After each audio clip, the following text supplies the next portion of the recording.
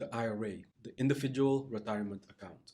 You got the traditional IRA, but then you also got the Roth IRA. Now, the IRA is really interesting because if you look at the 401k, you are limited in what you can invest in based on options that have been chosen for you. But with the IRA and the Roth IRA, you have the whole investing world available to you. So if you open up a IRA account, you can automatically invest in all the stocks, bonds, ETF, mutual funds, index funds, everything that's out there. That's a great benefit that the IRA has that the 401k does not have. A limitation of the IRA compared to the 401k though is that the amount that you can invest in your IRA per year is a lot lower than the 401k. Currently, it's over 6,000. Even with the IRA and the 401k, you're not limited by having either or. So you can have different 401k accounts in your name. Then you can also have different IRAs such as the Roth IRA and then the traditional IRA in your name. The thing that you need to keep in mind is that yes, you can have a Roth IRA and even a traditional IRA, but both still need to add up to your yearly limit in how much you can invest into your IRAs. So you can have both the 401ks and the IRAs. You're not limited by having either or. A good investor will have both because you might max out your 401k and you might have some additional money to invest. So go ahead and open up an IRA and invest that money in your IRA, which also gives you total access to the stock market and you're not limited to invest in specific securities.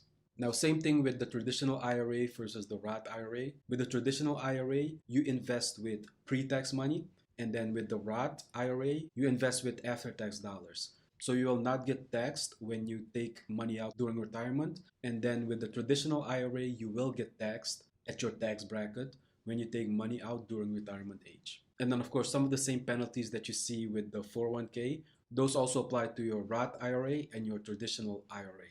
So you're not supposed to take out money before retirement because you'll get hit with the penalty and you might have to pay some additional taxes also. Keep in mind that the IRA accounts are not employer-sponsored accounts. So you're not going to get an employer match with these accounts. And also, if you want to open up an IRA or a Roth IRA account, you'll have to do that outside of work. You'll have to go to one of the big name brokers such as Fidelity, E-Trade, Ally, TD Ameritrade, etc.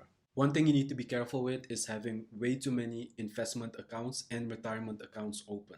So you work at one company, you open up a 401k, you end up moving to a different company after a year, you open up a new 401k, and then you move to a third company, you have a new 401k, and in the meantime, you also opened up a couple of IRA accounts here and there. What you need to start doing is condensing them and making sure that you don't have too many 401ks out there because it's going to get confusing during tax time. And it's also going to be hard to keep up with having so many different 401ks open. Also, if you leave a 401k open at a previous employer, more than likely you're going to have to pay some additional management fees, and that's going to come out of your investment. So the best thing to do is roll over your 401k either into the new employer's 401k, or you can also roll over your 401k into your IRA. Make sure it matches. So you want your traditional 401k to roll over into a traditional 401k or a traditional IRA.